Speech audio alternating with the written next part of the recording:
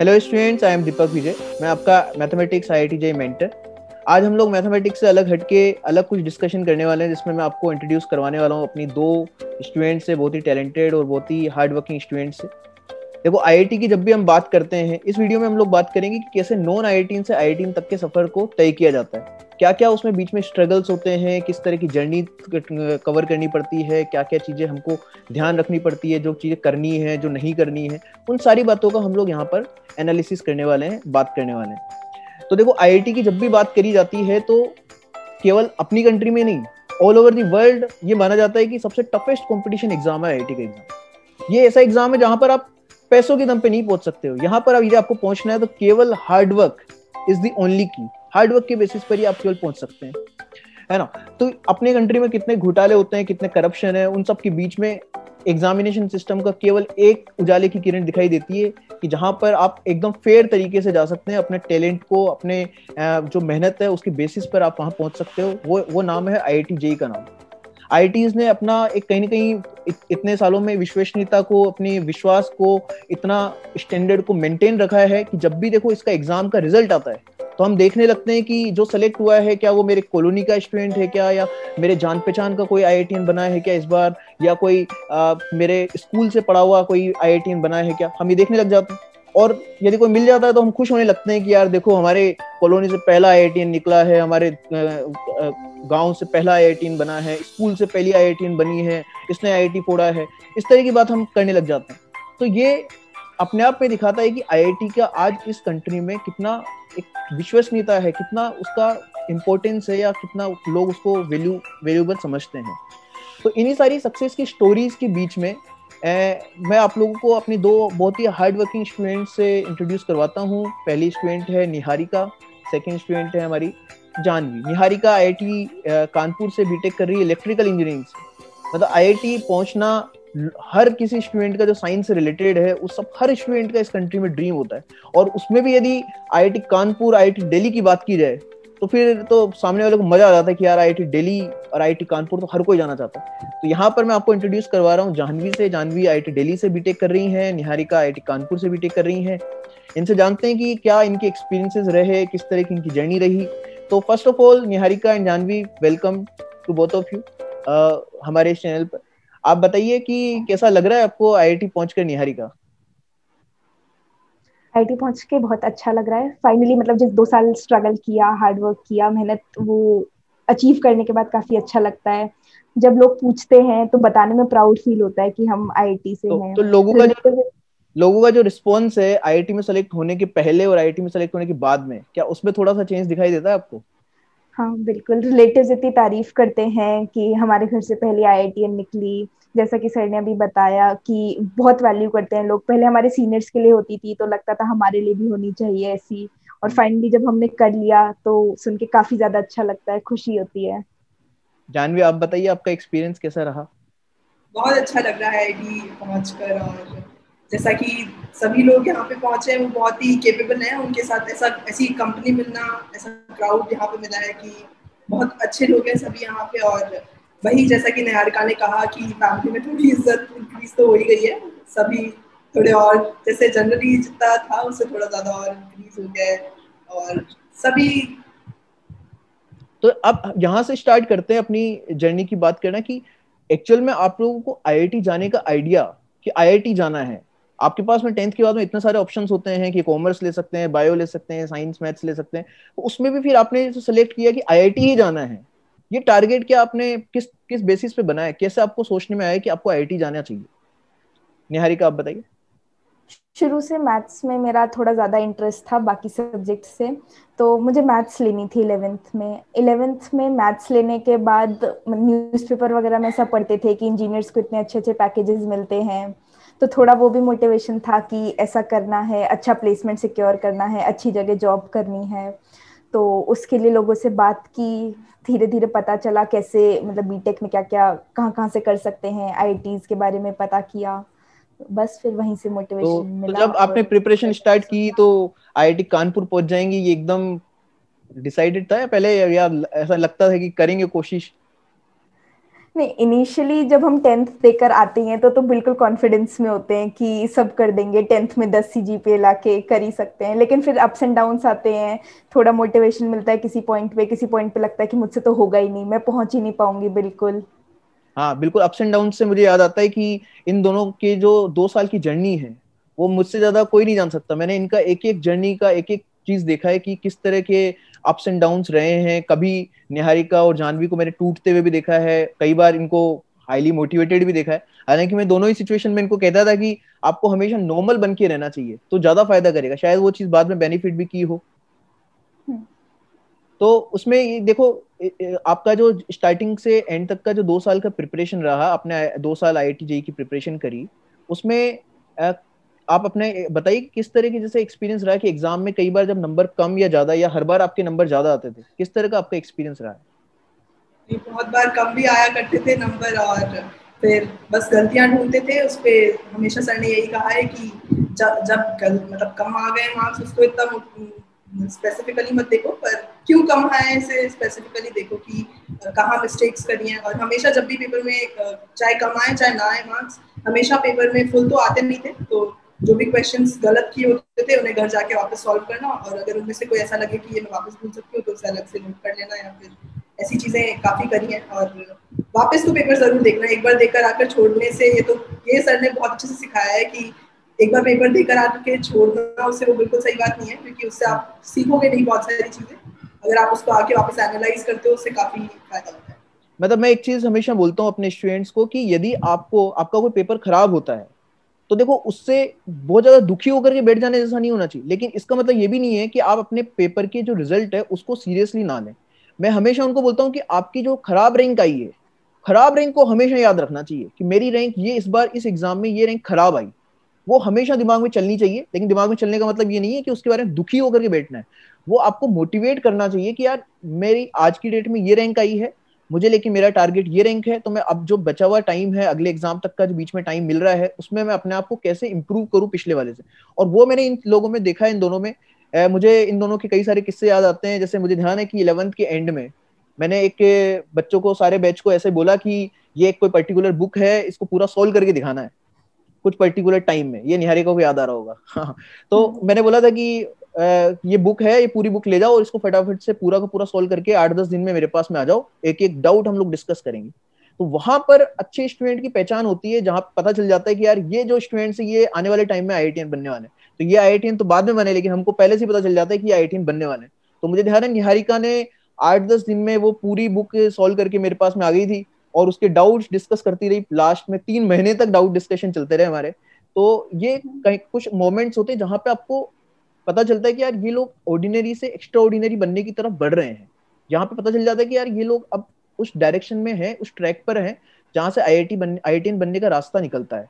तो जैसे निहारिका, आप बताओ आपका क्या रहा है एक्सपीरियंस एग्जाम्स और उनके बाद में?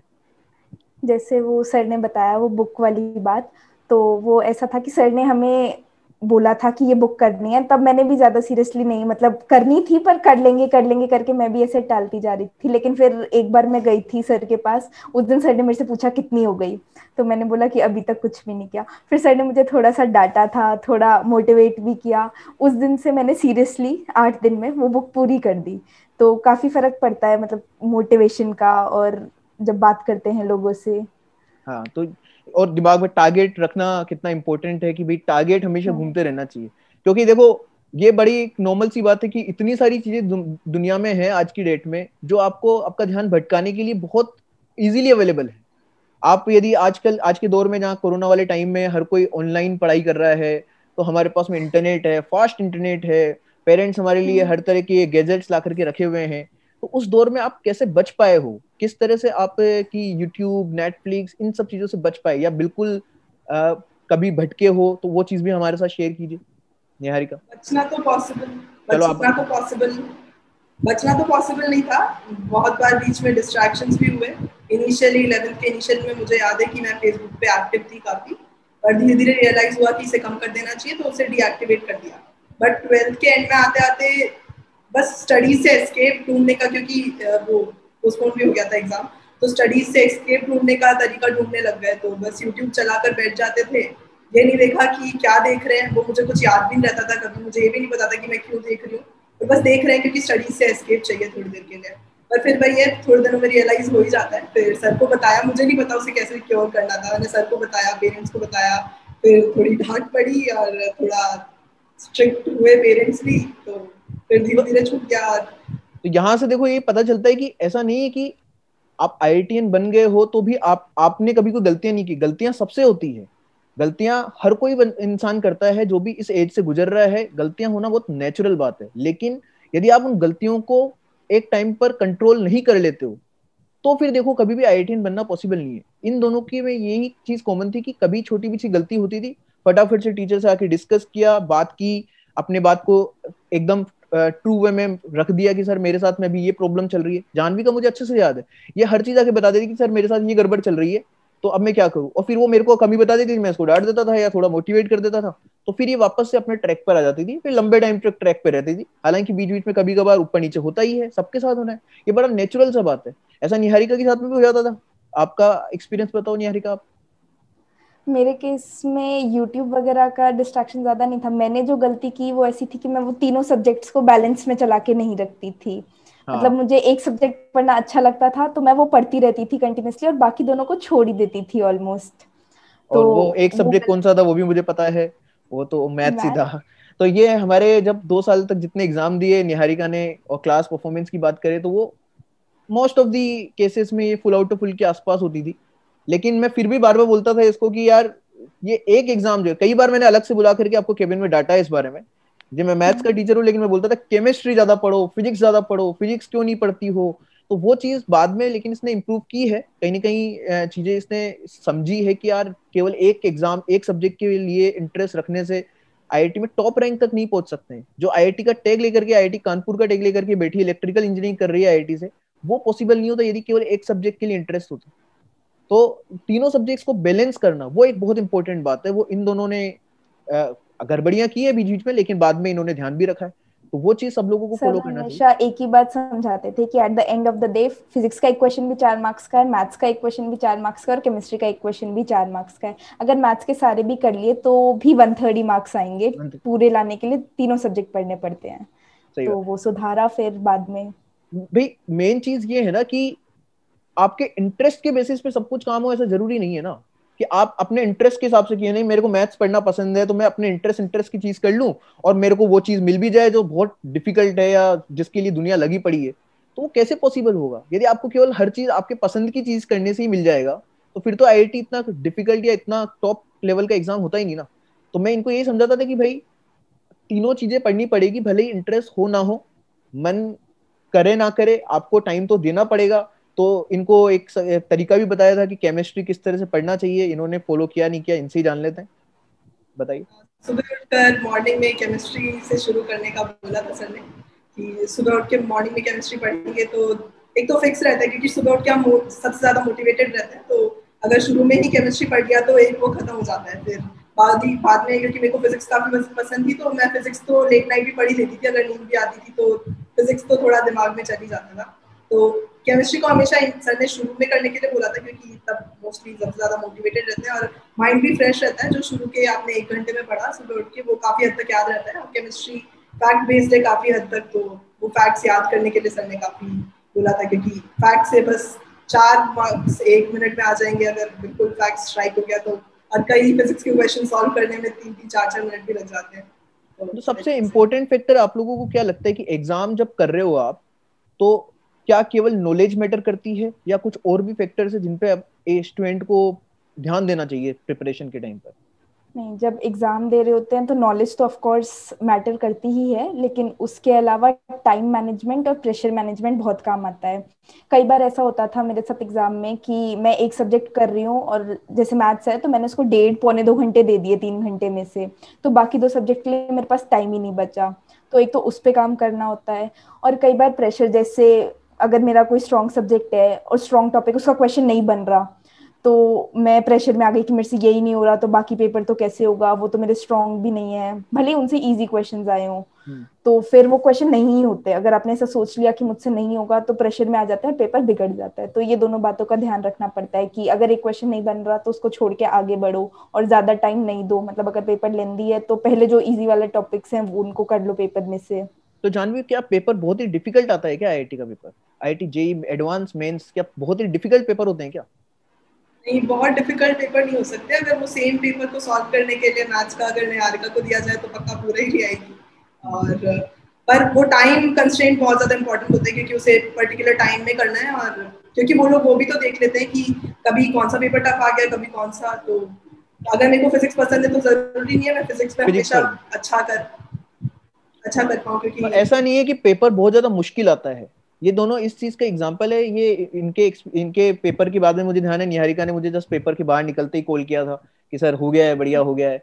तो पेपर जो है इतना मुश्किल आईआईटी का एडवांस का मेंस का नहीं है, यदि आपका प्रिपरेशन का अप्रोच जो है वो अच्छा है, आप सिस्टमेटिक रहते हैं। जैसे मैं नहीं बोल रहा कि आप पूरे के पूरे, यदि 2 साल की कोचिंग आप कर रहे हो, 2 साल की प्रिपरेशन कर रहे हो, तो आप पूरे 2 साल एकदम सेम मोड में रहोगे, ऐसा होना पॉसिबल नहीं है। हर किसी का अप्स एंड डाउन्स आते हैं। हर किसी का ऐसा टाइम आता है कि सर अभी बहुत ज्यादा पढ़ने को मन कर रहा है, अभी इन दिनों में पढ़ने को थोड़ा कम मन कर रहा है। लेकिन मेन बात यह है कि कंसिस्टेंसी रखना, कंसिस्टेंट आप बने रहो, पूरे टाइम पर लगे रहो। ये चीज मैंने इन लोगों में सबसे ज्यादा ऑब्जर्व की है। निहारिका और जानवी कंटिन्यूअसली, मतलब ये था कि हर वक्त लगे रहना।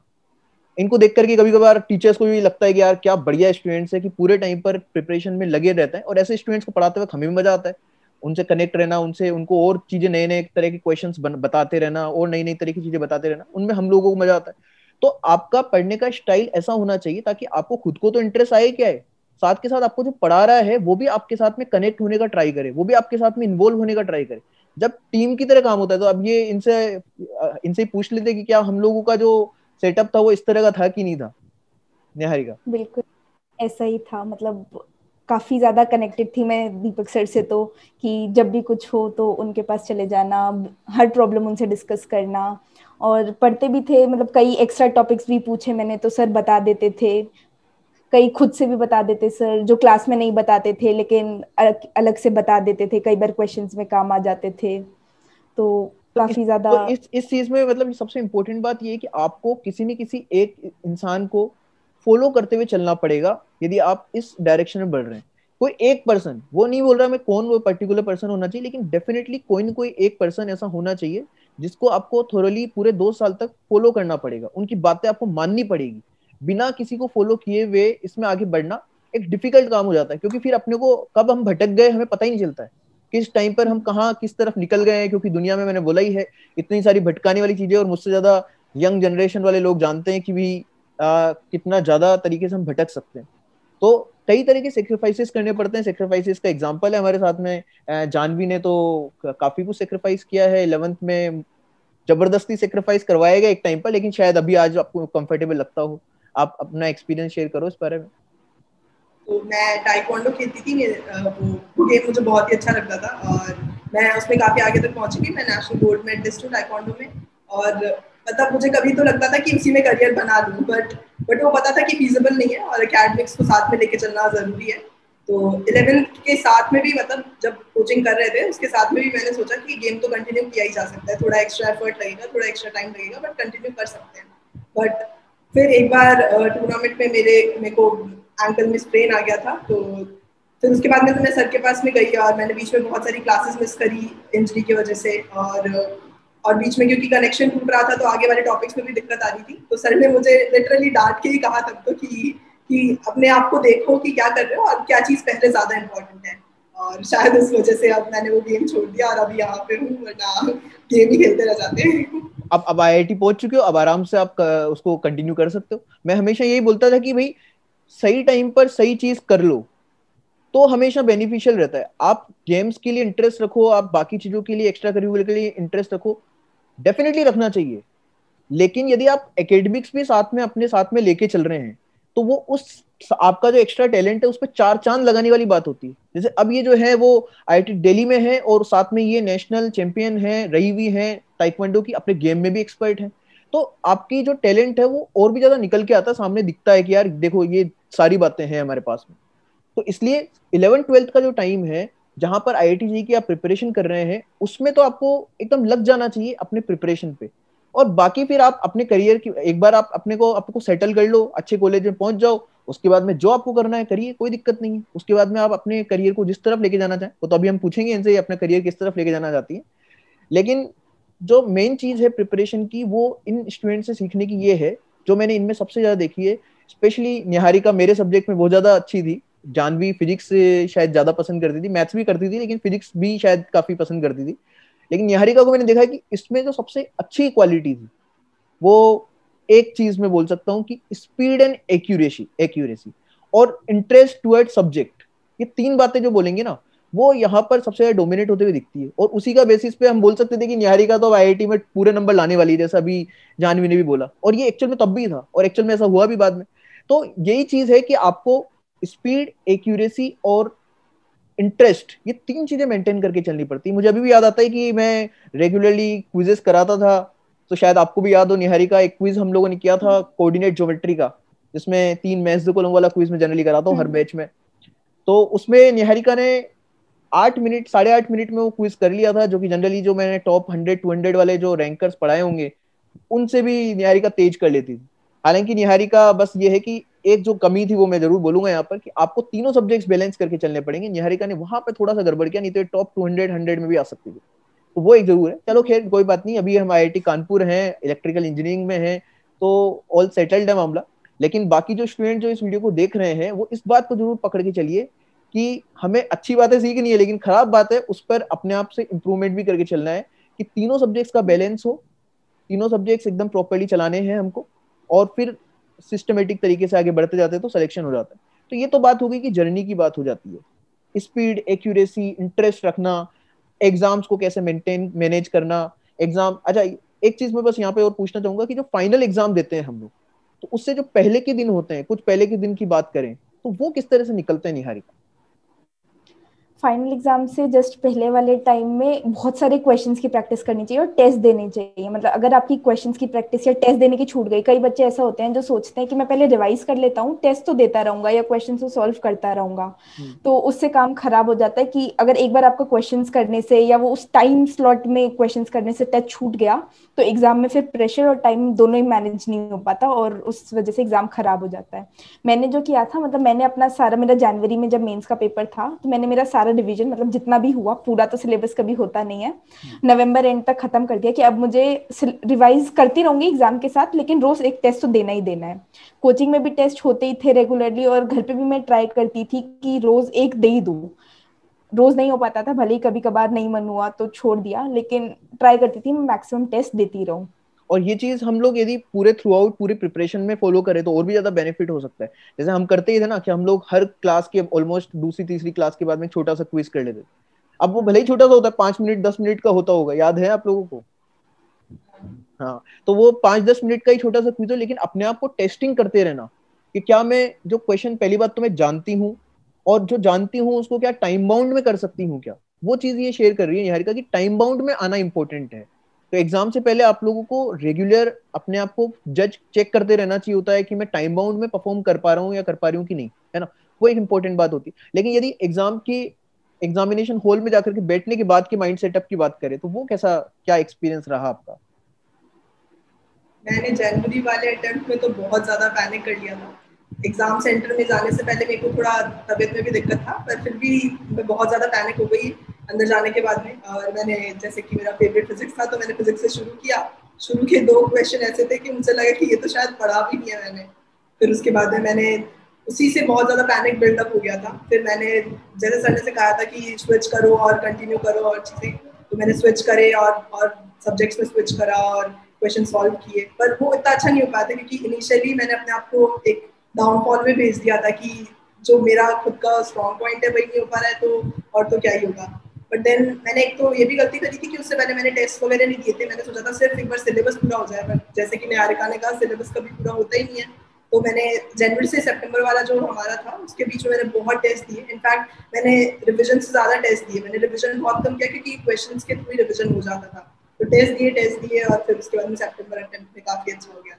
तो पैनिक बहुत ज्यादा हो जाता है। ये एक चीज आप, इनकी बातों से एक चीज आप सुनिए कि आईआईटी दिल्ली, आईआईटी कानपुर पहुंचने वालों को भी फेलियर्स तो झेलने पड़ते हैं। जनवरी अटेम्प्ट जानवी का भी खराब हुआ है ना। तो फेलियर्स तो बहुत नॉर्मल बात है, इस प्रोसेस का पार्ट है। दूसरी बात की ये बोल रही है कि हम आईआईटी दिल्ली कानपुर तो पहुंच गए हैं, लेकिन फिर भी हम बोल रहे हैं कि सिलेबस पूरा नहीं होता है। तो ये बात भी ध्यान हम रख सकते हैं कि भाई हर चीज कंप्लीट होगी ऐसा नहीं है, उससे पैनिक में आने की जरूरत नहीं है। आपको ये टेंशन लेने की जरूरत नहीं कि आप मैंने 100 चीजें हैं तो 100 की 100 चीजें मेरी परफेक्शन पे नहीं है। 100 की 100 चीजें परफेक्शन पे नहीं होती है, उसके एग्जाम्पल ये बैठे हुए। तो भी आप एग्जाम्स निकाल पाते हैं, क्योंकि एग्जाम में जो स्कोर हमें करना होता है वो ऐसा नहीं कि पूरा 100 आउट ऑफ 100 स्कोर करना होता है। तो इसलिए पैनिक करने की जरूरत नहीं होती, आपको कूल रह करके अपनी प्रिपरेशन को लगे रहना पड़ता है। वो यहाँ पर इनसे सीख सकते हैं हम। तो चलो ये तो बात हुई कि आईआईटी तक की पहुंचने की जर्नी हो गई। अब आईआईटी पहुंच के आपको कैसा लग रहा है? आप वहां पर क्या आप लोगों के, हालांकि अभी कोरोना वाले टाइम में घर से ही क्लासेस अटेंड कर रहे हैं, तो वो जो आईआईटी का एक्चुअल जो फील है, आईआईटी का जो एक्चुअल लाइफ स्टाइल है, वो तो आप लोग नहीं फील कर रहे होंगे। लेकिन फिर भी किस तरह का क्या सेटअप रहता है, क्या प्रोफेसर्स किस तरह के होते हैं, क्या आईआईटी का एक्सपीरियंस है आपका अब तक का? आप सेकेंड ईयर में है, दोनों 3rd सेमेस्टर आपका हुआ है, तो किस तरह का एक्सपीरियंस आपका रहता है वो बताइए आप थोड़ा बहुत, जानवी।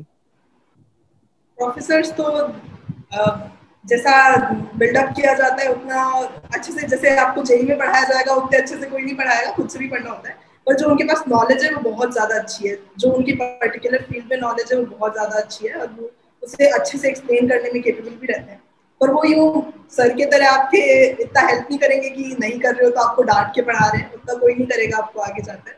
बट वो जो पढ़ाएंगे वो आपको समझ में आएगा और उसमें आपको इंटरेस्ट भी आएगा, अगर आपका इंटरेस्ट वाला टॉपिक होगा। आप बताओ कि हरिका, हाँ, कि बस आपका वो ये एक्सपीरियंस। कि जैसे जेई के टाइम में हम पर्सनली जाके अपनी प्रॉब्लम सॉल्व करवानी होती थी तो सर हमेशा अवेलेबल रहते थे। ऐसे कोई नहीं रहेगा आपके लिए, वो आपको खुद से मेहनत करनी पड़ती है। कॉलेज में जाके खुद से इंटरेस्ट डेवलप करना पड़ेगा। आपको लेक्चर्स देखने के लिए भी कोई नहीं बोलता आप मत देखो बस फेल हो जाओगे पेपर में। लेकिन कॉलेज में जाके थोड़ा बहुत खुद सीखना पड़ता है काम करने के लिए, तो कि कॉलेज में करना हम पड़ता है। बड़े भी तो हो चुके हैं, हम 11th 12th में स्कूल लाइफ में थे, कॉलेज में हम अब थोड़े बड़े बच्चों में आ गए हैं। तो वो चीज हमको कई बार समझने में थोड़ा टाइम लग जाता है कि यार अब जो है वो वैसा नहीं चलेगा ना, कि कोई हमको पकड़ पकड़ के चला रहा है और हम चल रहे हैं। और फिर एकदम से इतनी फ्रीडम मिल जाती है कि कोई डांटने वाला नहीं है, कोई पुश करने वाला नहीं है, तो बच्चों में ये प्रोक्रास्टिनेशन बहुत ज्यादा हो ये जाता है। पॉइंट आप सुन लो, ये बहुत इंपॉर्टेंट पॉइंट है। मुझे सारे स्टूडेंट्स बोलते हैं कि सर 10वीं तक जब एग्जाम देते हैं तो 10वीं के बाद में बोलते हैं पेरेंट्स की 10वीं पढ़ लो, उसके बाद में मजे की लाइफ है। फिर 11वीं 12वीं में आते हैं तो 11वीं 12वीं में तो बिल्कुल और चालू हो जाते हैं कि नहीं अभी तो खूब पढ़ाई करो, उसके बाद में कुछ नहीं करना पड़ेगा। लेकिन क्या 12th के बाद में क्या उतना ही स्ट्रगल या उतना ही डिफिकल्ट लाइफ है क्या? नहीं नहीं, 12th के बाद कॉलेज में आके लाइफ तो बहुत इजी हो जाती है। मतलब कोई आपको ऐसे बोलेगा नहीं कि पढ़ो पढ़ो पढ़ो, आपकी जब मर्जी आप अपनी उसके हिसाब से पढ़ सकते हो। लेकिन फिर पढ़ाई कभी खत्म तो होती नहीं है, पढ़ना तो हमेशा ही पड़ेगा, थ्रू आउट चलती ही रहेगी। बस ये है कि आप अपनी उससे पढ़ो, कम पढ़ने से भी काम चल जाता है। जैसे जेई में रेगुलरिटी मेंटेन रखनी होती थी, उतनी नहीं रखनी पड़ती कॉलेज में।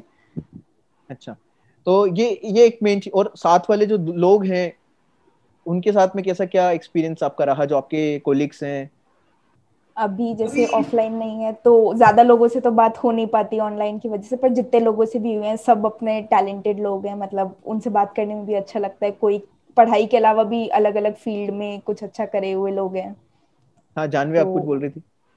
पर पुराने फ्रेंड्स तो हमेशा याद आते हैं। हमको अभी भी याद है कि सर की क्लास से पहले हम 5-6 लोग ग्रुप बनाकर और इतना डिस्कस किया करते थे कि पुरानी क्लास का अगर सर ने कुछ पूछ लिया और नहीं आया तो फिर गड़बड़ हो जाएगी। तो हम तो हमेशा क्लास से पहले इतना डिस्कस करते थे कि पूरी क्लास एक बार हो जाती थी हमारी तो दोबारा। टीचर का थोड़ा स्ट्रिक्ट रहना मतलब नुकसानदायक है कि फायदेमंद ही है ओवरऑल? बहुत फायदेमंद है, बहुत फायदेमंद है। तो फायदेमंद चलो, है। इस वीडियो से मेरे लिए भी कुछ कुछ लर्निंग है कि चलो जो मैं कर रहा हूँ ठीक ही कर रहा हूँ। लेकिन आप लोगों के लिए काफी कुछ सीखने के लिए है कि पूरा 100% परफेक्शन होता है ऐसा नहीं है। कोई भी इंसान परफेक्टली फाइन नहीं होता है। सबकी 2 साल की प्रोसेस में कई सारे अप्स एंड डाउन्स हैं। कई बार मैंने इनको लिटरली टूटते हुए भी देखा है 2 साल की ड्यूरेशन में। कई बार फिर अच्छा रिजल्ट, अच्छा स्कोर करते तो खुश होते हुए भी देखा है। सारी तरह की चीजें हर कोई इस जर्नी के ड्यूरेशन में सीखता है, और ये काफी कुछ सिखा देती है जर्नी। अब जब ये कॉलेज में जाएंगे, जब वाकई में रियल लाइफ वहां पे एक्सपीरियंस करेंगे, तब आपको ये जो सारी चीजें जो आपने 2 साल की प्रिपरेशन में सीखी है ना, ये आपको कॉलेज में जाकर के बहुत ज्यादा एप्लीकेबल होते हुए दिखेंगी। वहां पर आप अप्लाई कर पाओगे इन सारी बातों को, जो साथ साइड में अपने स्ट्रगल करना, हार्ड वर्क करना, ये सब सारी चीजें सीखी हैं। तो इसलिए मेन मोटिवेशन का बात यही है कि जो भी आईआईटी जेईई की प्रिपरेशन में लग कर रहा है, तो पहली बात तो उसको भटकने से बचना पड़ेगा। भटकाव तो बहुत है, इंटरनेट पे दुनिया भर की चीजें हैं, मोबाइल, आपके पास स्मार्टफोन है, बहुत सारी चीजें हैं, लेकिन कहीं ना कहीं यदि आपको इन लोगों जैसे सक्सेसफुल होना है कि आपकी भी बात दूसरे लोग सुने, कि आपको एज अ मोटिवेशन आप अपनी बात को रख पाओ, इस तरह का आपको बनना है, तो डेफिनेटली आपको थोड़े टाइम के लिए स्ट्रगल तो करना पड़ता है। डेफिनेटली इन लोगों ने स्ट्रगल किया, जानवी ने अपना गेम छोड़ा है, कोई नहीं छोड़ता है। नेशनल लेवल पे गोल्ड गोल्ड मेडलिस्ट हो तो आपको लग जाता है कि यार मैं अच्छा कर रही हूँ तो मैं क्यों छोड़ूं। तो कई बार हम वो भी तो छोड़ना वो भी छोड़ना पड़ा, तो छोड़ना पड़ ही गया इनको। लेकिन यदि आप 2 साल के लिए कंट्रोल कर लेते हैं चीजों के लिए, 1-2 साल जो प्रिपरेशन आप कर रहे हैं उसमें आप सिस्टमेटिक रह जाते हैं, तो बाद में इतने बड़े बड़े टैग लेकर के भी तो घूमते हैं आप कि आईआईटी दिल्ली और आईआईटी जब कानपुर अपन बोलते हैं, तो अपने आप में एक प्राउड सा फील होता है कि हाँ भाई, मैंने एक ठीक ठाक चीज अचीव कर ली है, जो कि मुझे आगे की पूरी लाइफ के लिए थ्रू आउट मोटिवेट करेगी। ये सबसे इंपॉर्टेंट चीज है अपने आप में। एक कोई पूछता है कि आईआईटी में बन के क्या हुआ, सबसे बड़ा फायदा जो मुझे लगता है, आप लोग मुझे बताना, करेक्ट करना यदि मैं गलत हूं तो, कि सबसे अच्छा फायदा लगता है कि अपने आप में कॉन्फिडेंस डेवलप होता है कि हाँ यार मैंने कुछ किया है लाइफ में अभी तक। अब तक कि मैंने 10 तक कुछ नहीं किया था, लेकिन 11वीं 12वीं तक मैंने काफी कुछ तो कर लिया है। कुछ तो है कि लोग मेरे को जब देखते हैं तो एक रिस्पेक्ट की तरह देखते हैं, एक जानते हैं कि हाँ ये ठीक स्टूडेंट है, अच्छी स्टूडेंट है, ये देखा जाता है। जब अपने छोटे कजिन्स और पड़ोस वाले बच्चे एडवाइस मांगते हैं कि दीदी 11th खराब कर दी तो क्या करूं, तो काफी अच्छा लगता है कि ठीक है, हमारे हाँ एक्सपीरियंस बताना। बिल्कुल। और ये आप मुझे बताइए कि क्या आपने 10th तक एनटीएससी या इस तरह की कोई एग्जाम्स क्वालिफाई किए थे दोनों ने? नहीं किए थे। तो ये एक और इम्पोर्टेंट लर्निंग है कि इन सारे एग्जाम्स के क्वालिफाई होने ना होने से डिमोटिवेट होने की कोई जरूरत नहीं है, क्योंकि उसके बिना भी आईआईटी दिल्ली जाया जा सकता है, आईआईटी कानपुर जाया जा सकता है। तो ऐसा नहीं है कि आपको ये सारी चीजें कि हमको जो दूसरे छोटे छोटे एग्जाम्स है, कई बार उनको करने के बाद में बच्चा सेलेक्ट नहीं होता है तो डिमोटिवेट होकर के बैठ जाता है कि यार मुझसे एनटीएससी नहीं हुआ, आईआईटी कहाँ से होगा। तो ये दोनों एग्जांपल्स आपके सामने है कि एनटीएससी नहीं हुआ, केवीपीवाई नहीं हुआ, लेकिन आईआईटी में टॉप टॉप परफॉर्मर्स हैं, आईआईटी दिल्ली कानपुर में बैठे हैं आज की डेट में। तो उनसे भी डिमोटिवेट होने की जरूरत नहीं है। बस अपना काम ये है कि आप जिनको फॉलो कर रहे हैं, जो आपके फिजिक्स केमिस्ट्री मैथ्स के टीचर्स हैं, उनको थ्रू आउट 2 साल तक फॉलो करते जाओ और उनकी बातों को मानते जाओ, और साथ के साथ अपना एक खुद का एक सिस्टमेटिक रखो कि चलो भाई मैं थोड़ा बहुत एंटरटेनमेंट हर कोई चाहता है। ऐसा तो नहीं है ना कि आप लोग पूरे 24 घंटे ही पढ़ते थे। नहीं नहीं। हाँ ऐसा। अच्छा आप लोग ये भी बता दो इनको कि भाई आपका कोई पर्टिकुलर एक सिस्टमेटिक रूटीन फॉलो करते थे, या कि सर मैं तो अपने आप से ही बस पढ़ते रहते थे? किस तरह का सिस्टम फॉलो करते थे आप? निहारिका। मतलब जैसे मोटा तो 11th था ही। हाँ, हाँ निहारिका। निहारिका बताइए। 11th और 12th में भी थोड़ा सा डिफरेंस होता है। जैसे 11th के हम स्टार्टिंग में आते हैं वो 10th वाले मोड से, तो शुरू शुरू में काफी आसान लगता है कि चीजें हो भी रही है आसानी से। और 10th में भी थोड़ा ऐसे होता है कि लास्ट टाइम में पढ़ के निकल जाता है सब कुछ, अच्छे अच्छे मार्क्स आ जाते हैं। तो 11th के शुरू शुरू में वही मेंटालिटी होती है कि कम पढ़ेंगे और टॉपिक्स भी ईजी होते हैं तो वैसे काम चल जाता है। लेकिन फिर अचानक से लोड बढ़ जाता है जब टफ वाले टॉपिक शुरू होते हैं, उनको टाइम भी ज्यादा देना पड़ता है और समझने में भी थोड़ा टाइम लगता है, क्वेश्चंस वगैरह भी ज्यादा प्रैक्टिस करने पड़ते हैं, तो फिर रूटीन बनाना पड़ता है एक। और 12th में तो और ज्यादा प्रेशर हो जाता है, बोर्ड्स का भी होता है, स्कूल वाले भी थोड़ा परेशान करते हैं प्रैक्टिकल के लिए, एग्जाम्स भी देने होते हैं, जेई भी आ रहा होता है, मतलब बोर्ड से पहले ही मेंस हो जाता है आपका एक। तो उसके लिए शेड्यूल बनाना पड़ता है। मेरा शेड्यूल ऐसे था कि सुबह मैं वो वाला काम करती थी, सुबह सुबह जैसे केमिस्ट्री पढ़ लेना या फिर टॉपिक्स रिवाइज कर लेना पीछे वाले।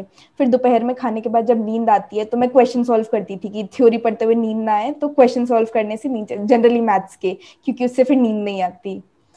फिर उसके बाद शाम को अगर कोचिंग होती थी तो वहां चले जाते थे, और कोचिंग नहीं होती थी तो अपना वही कि थोड़ा घर पे भी मतलब बैठ गए, पेरेंट्स के साथ बातें वगैरह कर ली, और बाकी अपना पढ़ाई। हाँ और आपका जानवी, आपका क्या सिस्टम रहा प्रिपरेशन का, रूटीन वाइज? रूटीन वाइज एक मतलब एक ओवरऑल रूटीन तो था ही, बट मैंने कभी ऐसे नहीं करा कि टू द पॉइंट। कभी मुझसे कवर हो ही नहीं पाया कि अगर मैंने लिखा है कि 2 से 3 मैथ्स के ये टॉपिक हो जाएंगे तो 2 से 3 में बहुत बार नहीं हो पाते थे।